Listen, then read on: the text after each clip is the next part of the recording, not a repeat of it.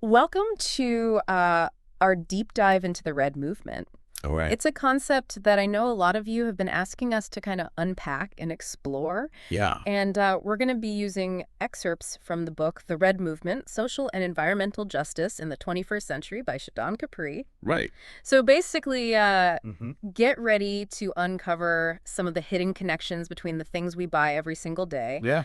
and issues like systemic discrimination, racism, even modern-day slavery. I think the idea here is to really understand how the everyday choices we make Yeah. as consumers can have these kind of ripple effects Ripple effects. that we don't necessarily always see. Yeah, that we might not even be aware of. Right. And sometimes those ripple effects can be pretty disturbing. Yeah. The book starts out with a really thought-provoking example, Okay. and that is chocolate. Chocolate. Yeah, chocolate has a little bit of a dark secret. Okay. Back in 2001, you had all these major chocolate companies like Nestle, Mars, Hershey. Mm. They signed this agreement called the Harkin-Engel Protocol. Okay. And it was basically a huge deal because they were committing to eliminating child labor Wow. and trafficking in the cocoa industry by 2008. So almost 20 years ago. That Yeah. sounds promising. Yeah, it was. Like, did they meet that goal? Well, unfortunately, not at all. Oh, no. They wanted to even create a labeling system, Yeah, so consumers could clearly see if the chocolate they were buying was slave-free or not. that makes sense. But intense lobbying efforts really stalled the whole implementation. Oh, wow. This kind of shows how powerful lobbying can be, even when Yeah. there's this general agreement that, Mm-hmm. we need to have some ethical practices here. Absolutely. It's a tough one. So even with good intentions, things can kind of get derailed Yeah. in the process. Yeah. I think this case really underscores the complexity Yeah. of these global supply chains. Yeah. Yeah, how intricate it all is. It's not so easy just to say, okay, we're going to fix this problem. Right. Yeah. Very complicated. So fast forward now from 2001 to Right. 2005, Yeah. and we see a lawsuit that was filed against Nestle, Okay. Cargill, and Archer Daniels Midland. Hmm. And this lawsuit was filed on behalf of 3 children from Mali Oh, wow. who were represented by Global Exchange. Global exchange. Yeah. So it sounds like there was some legal pushback Yeah, there was. that was starting to happen Absolutely. against these practices. Right. And what's really interesting is during the case, the court actually discovered Yeah. that these companies knew about child slavery Oh, wow. on cocoa farms, but continued to prioritize cheap cocoa Wow. over ethical sourcing. That's pretty disturbing. Yeah, it's incredibly disturbing. Yeah. What were the consequences for these companies? So that's where it gets even more complicated. Okay. In 2016, this lawsuit was actually dismissed Oh, because at the time there was no law interesting. that required companies to disclose child labor practices. On their products. Yeah, on their products. Oh, wow. So, the legal system just hadn't quite caught up Hadn't caught up. with the ethical concerns. Yeah. And this gap in the legal framework Yeah. is something that the Red Movement is actually trying to address. Okay, so it sounds like the Red Movement is Yeah. pushing for both awareness and action. It's about making us conscious of how our consumption habits are kind of Yeah. intertwined with these issues. It really is. And it's also important to remember that, Yeah. slavery didn't just disappear. Right. It's morphed into different forms, Uh-huh. often hidden within these complex global supply chains that, Mm-hmm. bring us our everyday products. Yeah, so it's still here. It is. It's just taken on different forms. Right. That's a sobering thought. It is. It kind of makes you wonder what other products Yeah. have these hidden connections Right. to, ethical concerns. Well, let's take something as simple as your morning cup of coffee. Oh, okay. Right. It's estimated that 99% Wow. of what you pay for that cup of coffee goes to corporations, Okay. not the workers who actually grow and harvest the beans. Raoul. And many coffee farms still rely on Mm-hmm. exploitative labor practices, including child labor. I never really thought about where my coffee beans come from. Right. It's easy to just grab a bag at the grocery store Yeah. without considering the whole journey. Right. And that's why the Red Movement encourages us to Okay. think more critically about what we buy. Right.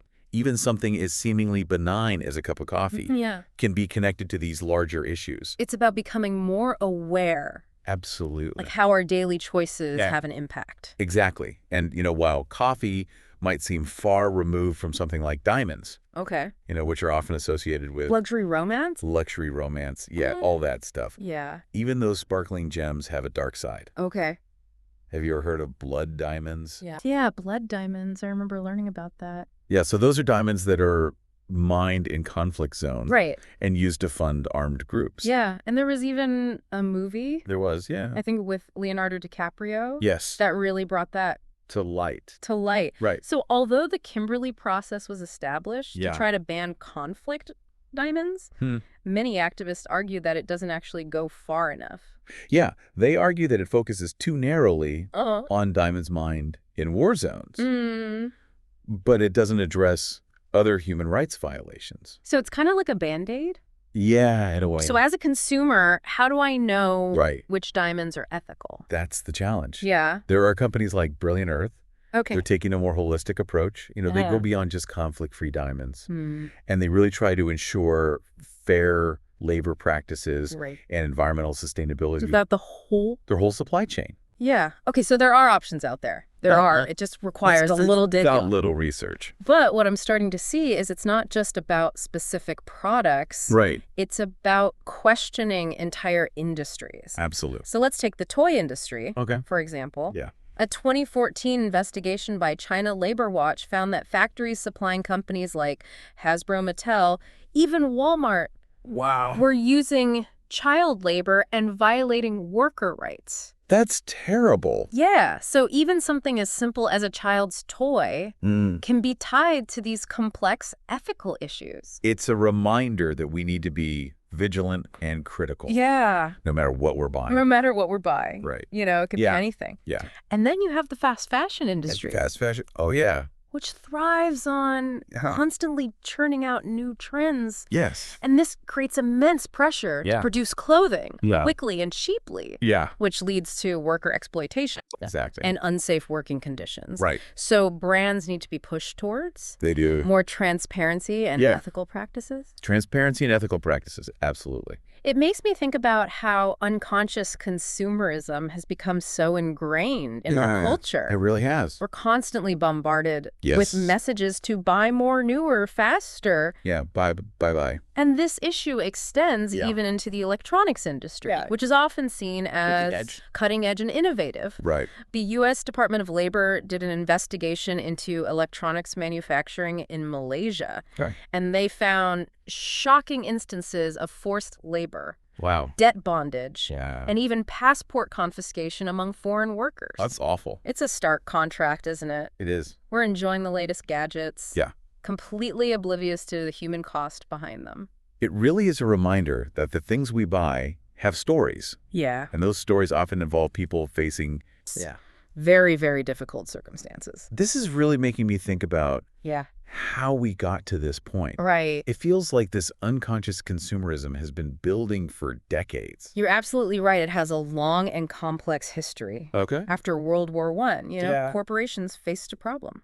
What was that? They were producing more goods than people actually needed. Oh, so they had to create demand. Yeah, they had to figure out a way to make people want things they didn't necessarily need. Okay. This is where this guy named Edward Bernays comes in. Okay. He's often called the father of public relations. Okay. And he was brilliant at teaching corporations how to manipulate public perception. Wow. And create demand for their products. Wow. You know, he pioneered the use of psychology in advertising, and he helped create this idea that buying things equals happiness. So instead of buying a car for transportation, you're buying it for the image it projects. Exactly. Or the status that it supposedly gives you. It's about selling a feeling, not a product. Exactly. And this mentality, coupled with the rise of globalization and deindustrialization, has really fueled this cycle of unconscious consumerism.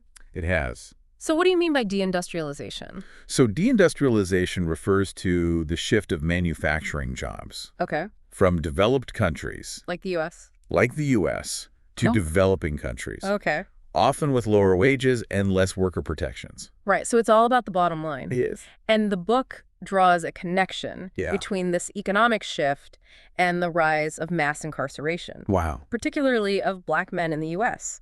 That's interesting. Yeah. So you're saying that these seemingly separate issues are actually interconnected. Absolutely. You know, the loss of those manufacturing jobs in the U.S. led to increased poverty and unemployment. In a lot of communities. In a lot of communities, yeah. And this was compounded by the war on drugs. Oh, wow. Which disproportionately targeted Black communities. Okay, so these systems are all, intertwined. They're all interconnected. And the book argues that these interconnected systems of injustice are fueled, at least in part, by our insatiable desire for cheap goods. Right, because we want those cheap prices. Exactly. But somebody's paying the price. It's really eye-opening. It is. To see how all of these seemingly disparate issues are actually interwoven. Yeah, it's all connected. And disturbingly, the book also points to how major sporting events, often seen as celebrations of human achievement, can actually contribute to the problem of modern-day slavery. Oh, wow.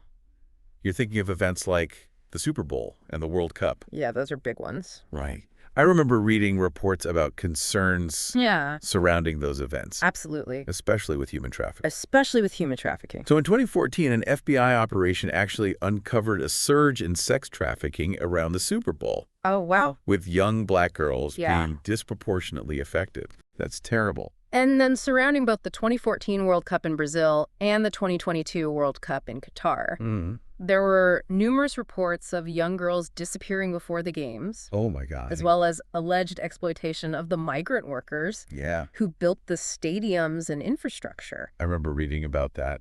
It's horrifying to think that these events, which are meant to bring people together, it's supposed to be, can become breeding grounds for exploitation. Right. It makes you question the whole idea of progress. Yeah, it does make you kind of wonder. Doesn't it? Yeah, what are we really doing? Yeah, and it's not just these mega events. Yeah. Even the Olympics. Right. Which are supposed to embody these ideals. Right, of global unity and sportsmanship. Exactly. Have been tainted by these issues. They have. You're referring to the Beijing Olympics in 2008. Yeah. And the Sochi Olympics in 2014. Yeah. I remember reading about labor abuses during those games. That's well documented. So Human Rights Watch documented a range of abuses, including hazardous working conditions, wage theft, and even the suppression of independent journalism. Wow. That was trying to expose these issues. They didn't want people to know.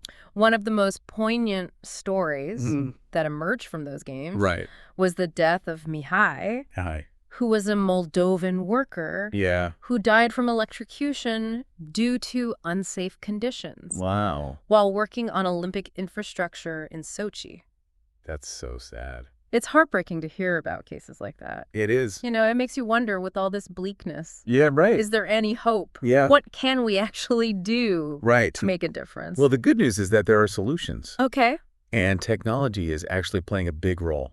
Oh, interesting. Yeah, there are apps. Okay. Made in a free world and red light traffic. Okay. They're empowering consumers to make more informed choices and report suspected trafficking. Those sound really useful. How do they work? Well, Made in a Free World allows you to check the supply chain of products to see if there's a risk of forced labor. Okay.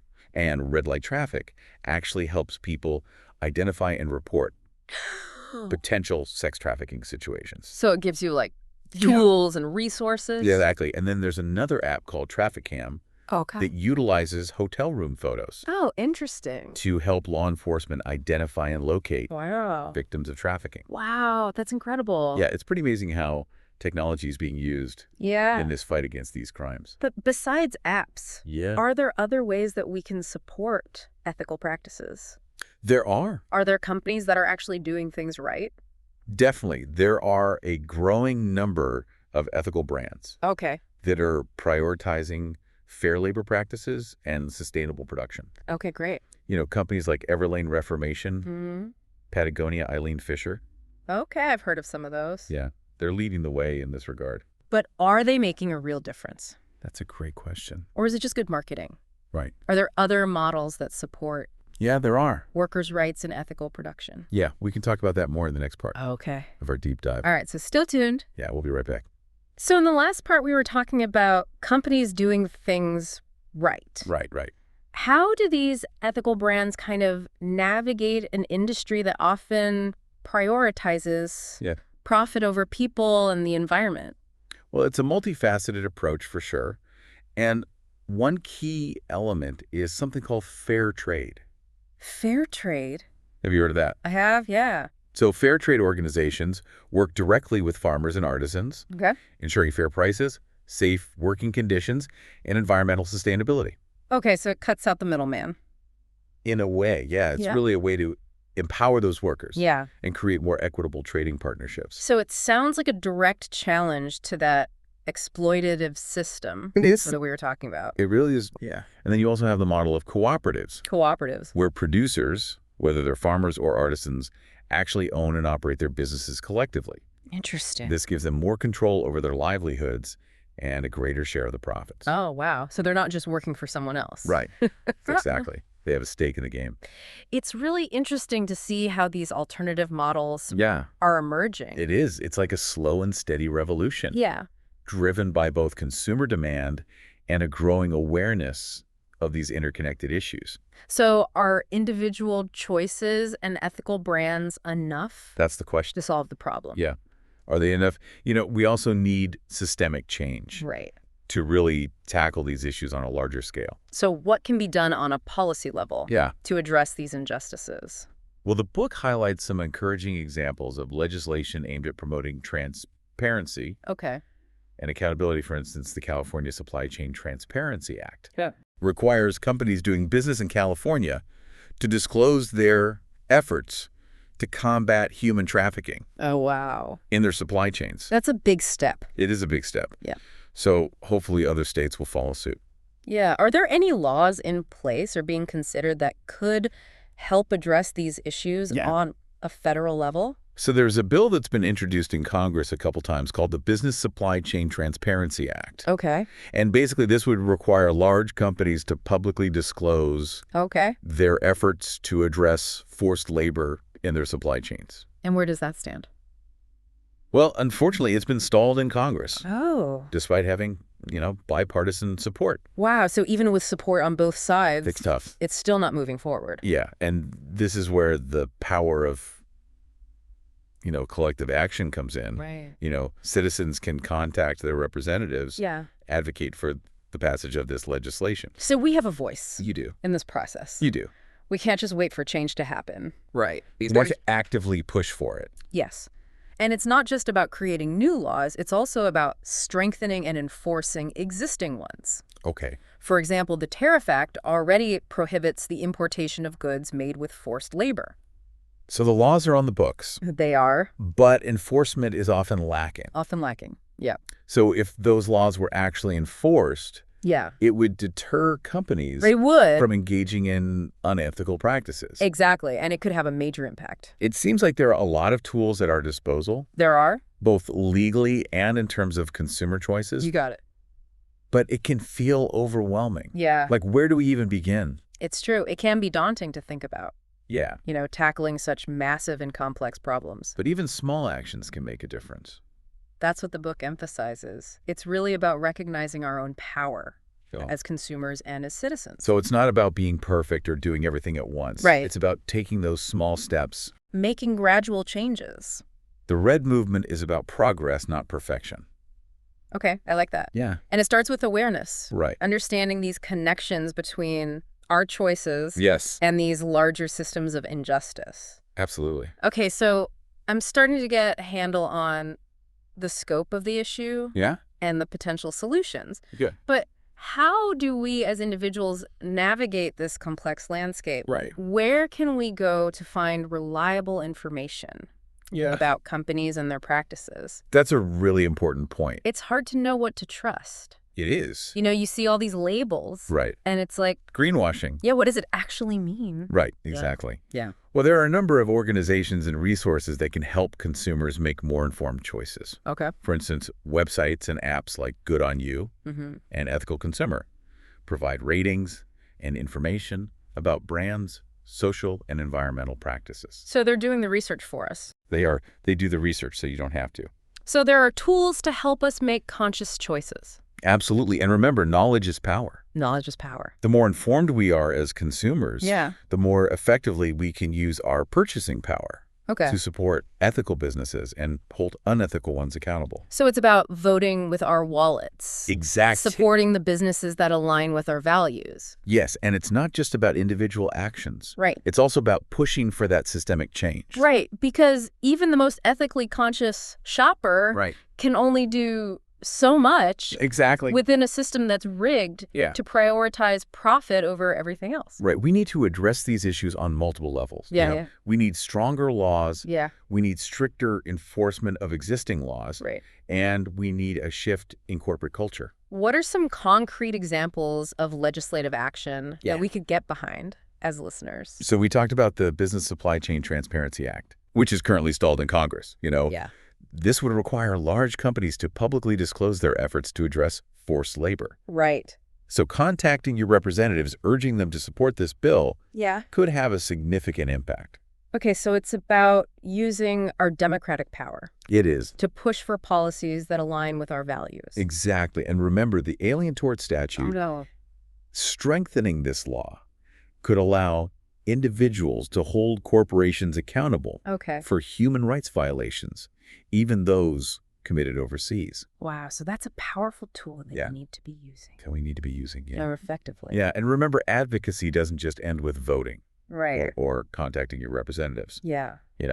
It's about staying engaged, educating yourself and others, and supporting organizations that are working to make a difference. Okay, so we've talked about research, making informed choices as consumers, and advocating for policy change. Right. What other actions? What else can we do? Can we take to become part of the Red Movement? So there are so many ways to contribute. Okay. Volunteering your time or donating to organizations that are fighting human trafficking, promoting fair labor practices, or advocating for environmental justice. It's about finding your niche, your passion, and using your resources to support the cause. Exactly. Find what speaks to you and then get involved. What are some organizations that our listeners could look into? So many amazing groups out there doing really incredible work. Yeah. Free the Slaves is an international organization dedicated to ending slavery worldwide. Okay. The Fair Labor Association works to improve working conditions in global supply chains. Okay. And the Environmental Justice Foundation advocates for the rights of communities that are most impacted by environmental destruction. These are just a few examples, right? Just a few. There's a whole network of organizations working on these issues. From different angles. From different angles, yeah. And don't underestimate the power of education and raising awareness. No. Don't. Share what you've learned. Right. Tell your friends. With your friends, family, colleagues. Yeah, tell everybody. The more people who understand these connections, the more momentum we build for change. Exactly. It's about sparking conversations, challenging the status quo, and inspiring others to get involved. Inspiring others, you got it. So the Red Movement is not just about what we buy. No, it's not. It's about how we live. It's about how we live. It's about recognizing that we're all interconnected. Yeah. And that our choices have power. Have the power to create a more just and sustainable world. Yes. That's a really powerful message. It is. Of hope and responsibility. Yeah. It's a reminder that we each have a role to play. We do. In shaping the future. We do. This has been a really eye-opening conversation. It has. It's made me think more critically about my own consumption habits. Wow. The impact that my choices have on others. For sure. What are some other areas or perspectives that listeners might find interesting to explore further? So I think the book does a really good job of diving deeper into the personal stories of individuals who have been impacted by these systems of injustice. Right. Hearing those firsthand accounts can be really powerful. Powerful. Because it brings those issues to life. Yeah. It reminds us that we're not just talking about statistics. We're talking about real people's lives. So those narratives can really humanize these complex issues. They do. But it's not just about the negative impacts, right? Right. The book also highlights stories of resilience, courage, and hope. Yeah, those are important too. So it showcases individuals and organizations that are working to create positive change. Yes. From ethical entrepreneurs to activists fighting for workers' rights. Yeah, they're out there doing the work. So those stories are important Yeah. because they offer hope. Yeah. And they inspire us to get involved. And the book also delves into the environmental impact yes. of our consumption habits. Right. Which is a really crucial part of this conversation about sustainability and social justice. Yeah, we can't talk about one without talking about the other. It's about recognizing that we can't address social justice without addressing environmental justice. They're completely intertwined. They're intertwined. Right. So the book explores how issues like fast fashion, deforestation, plastic pollution are all connected to these larger systems of injustice. Right. It shows how our choices as consumer consequences. Yeah. Not only for people, but also for the planet. Right, for the whole planet. Are there any hopeful developments? There are. On the environmental front? Yeah, the book highlights a growing movement toward more sustainable practices. Okay. From the rise of circular economies to the development of new materials and technologies. So there are people who are trying to do things the right way. Yes, there are. And it also showcases companies that are actively working to reduce their environmental footprint. Absolutely. And create more ethical supply chains. It's happening. So there are reasons to be optimistic. There are. Even in the face of these daunting challenges. Absolutely. The Red Movement is about hope. Yeah, it's about action. And it's about the belief that we can create a better future for all. And it's about recognizing our own power to make a difference both individually and collectively. That's right. This deep dive has been incredibly insightful and inspiring. It has. Thank you for joining us on this journey of exploration. My pleasure. We hope you've gained a deeper understanding of the Red Movement. Yes. And feel empowered to take action. Yeah, get out there and do something. We encourage you to check out the show notes for links to all the resources we've mentioned. Yeah. And for more information about how to get involved. You can do it. And as always, stay curious, stay engaged, and stay hopeful. Yes. We can create a better world together. Okay, so we've explored a lot of the complexities of the Red Movement. Well, You know, its historical roots and the urgent need for change. But now I want to kind of shift our focus to action. Okay. Yeah. What can we actually do to become more conscious consumers and contribute to this movement? So it's about turning that awareness into action. Yeah. And I think one of the most straightforward steps is to just become a more mindful shopper before you make a purchase. Yeah. Just pause for a second and ask yourself a few questions. Okay. Where was this product made? Okay. Who made it? Okay. What were the working conditions like? It's like becoming a detective. It is. You're tracing the journey of that product. Yeah. Trace it back. From its origin to our hands. Exactly. And, you know, don't be afraid to use technology. Okay. We talked about apps like Good on You and Ethical Consumer. Yeah. But there's a whole universe of resources available online. Okay. Websites like Fashion Revolution and Rank a Brand provide really comprehensive ratings and information about brands. So they're doing the legwork. They do the heavy lifting for you. So it takes the guesswork out. It does. Of ethical shopping. Yes. And remember, information is power. Yeah, knowledge is power. The more we know about a company's practices, better equipped we are. To make those good choices. To make informed choices. Exactly. It's about voting with our wallets. Yeah. Supporting the businesses. Supporting those businesses. That align with our values. Yeah. But it's not just about individual actions, right? Right. The Red Movement is also about pushing for systemic change. It is. So contact your elected officials. Yes. Advocate for legislation that promotes transparency. Absolutely. And holds corporations accountable. Yes. Make your voice heard. Because even the most ethically conscious shopper can only do so much within a system that's rigged to prioritize profit over people and the planet. Right. We need to address these issues on multiple levels, like we said. Yes. Stronger laws, stricter enforcement, and a shift in corporate culture.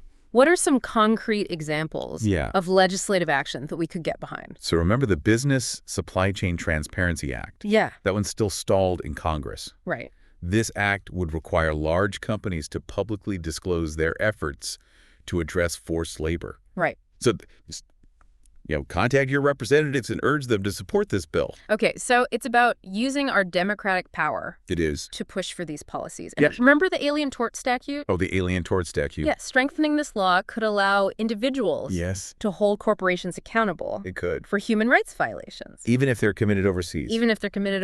Yeah, it's about making sure that justice can be pursued. Wow. Across borders. That's powerful.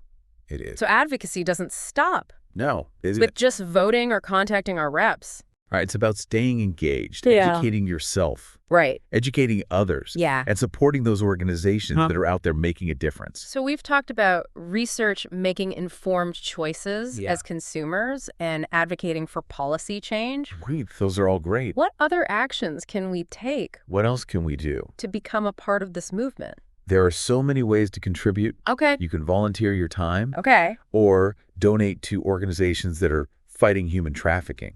Okay. Promoting fair labor practices, advocating for environmental justice. It's about finding your niche, your passion, using your resources to support the cause. Exactly. Find what speaks to you and go for it. What are some organizations? Oh, there's so many great ones. Yeah. Free the Slaves is an international organization dedicated to ending slavery worldwide. Wow. The Fair Labor Association works to improve working conditions in global supply chains. And then the Environmental Justice Foundation, advocates for the rights of communities that are most impacted by environmental destruction. So many great organizations working on these issues from different angles. Yeah, there's a whole network out there. And we can't forget about the power of education and raising awareness. It's huge. Share what you've learned. Tell people. With your friends, family, colleagues. Tell everyone. The more people who understand these connections. The more momentum we build for change. The more momentum we build, exactly. It's about sparking those conversations. Yes. Challenging the status quo. Right. And inspiring others to get involved. Inspiring others. That's what it's all about. The Red Movement is not just about what we buy. No, it's not. It's about how we live. It's a way of life. It's about recognizing that we are all interconnected. Yes, we are. And that our choices have the power to create a more just and sustainable world. They really do.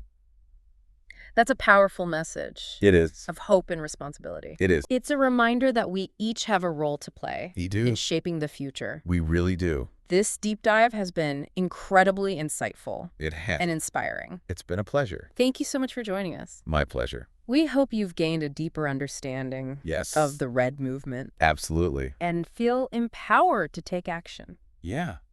Get out there and do something. We encourage you to check out the show notes. Yes. For links to all the resources that we've mentioned. All the resources. And for more information about how to get involved. Yes, get involved. As always, stay curious, stay engaged, and stay hopeful. Stay hopeful. We can create a better world together. We can.